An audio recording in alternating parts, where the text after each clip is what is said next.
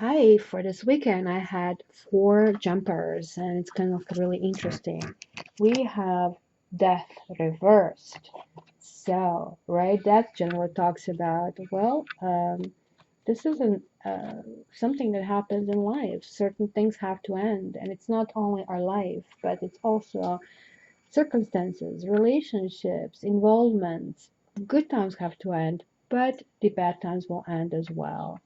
So when this card is reversed, it is saying that we are resisting that flow of life. We are resisting what's going to happen. And sometimes we are stuck. This can also mean sometimes us hoping that certain basically ending is going to happen. It's just kind of the creation of uh, fairy tale ending. But if it doesn't happen, it just like creates really a harsh reality. It's probably harsher than just, accepting and living in the present. Then the second card, hi Shafi. Hello. Hello. You like this weekend coming up? Second card is Eight of Swords, right? So actually in reverse situation as we have is better than in the upright situation. So in the upright situation, as you see, the swords are being kind of like pushed in the earth. Swords are generally talking about ideas and words, and these words can be really hard. And obviously there is like somebody showing up fear of what is in front of us and how to deal with this. Now, when the swords are reversed, it's kind of like understanding, look, it's actually probably not as bad as it is. I possibly don't need as much help, and I maybe don't need to rely on things because, like, these two things together now is saying, okay, it's getting better. It's going to start really gloomy. It's going to kind of go better. So the third card was like Three of Chalices or Three of Cups, and generally, this card can have several meanings from very exuberant. This is like an playful time with our friends, joining in, exploring new things, kind of celebration time. But it can also mean that three is a crowd, that the third person is affecting us, that somehow we have to face this reality of some interference. Maybe we are feeling this way because we are not getting what we want because of somebody else's interference, or we are not able to express this joyfulness because of all these other aspects of us.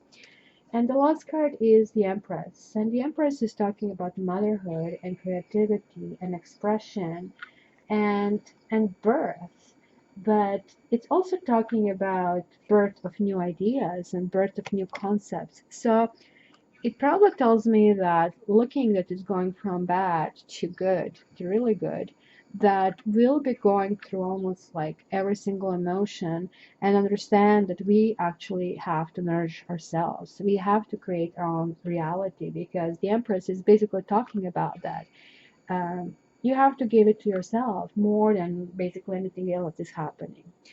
Now, this is the rune of warning, Tivas, which is generally the rune of commitment. And somebody who honors a commitment in the upright situation, in reverse situation, is talking about possibly something or somebody being underhanded, some actions that basically have been imposed upon us, or us imposing actions. So beware that maybe our playfulness can affect somebody. So it is like good to be self-nourishing, but not at the cost of somebody else.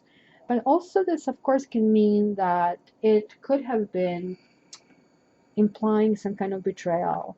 This, in particular, is referring to danger for women, and it kind of implies betrayal by men. And it can also indicate a relationship that shows, I don't know, the signs of being lasting, but in reality is a sham. So that could actually mean having this whole concept of what is going on. Is this really nourishing for me? So let me know which way of these interpretations happen for you. I would love to know.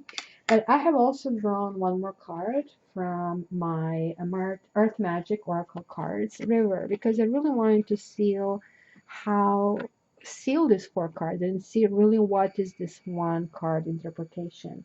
So it's kind of really interesting that I got river here, because what is river? River is a moving object that goes back to Mother Ocean, right? So it flows. It can be rapid. It can be still. It can kind of like go through phases, right?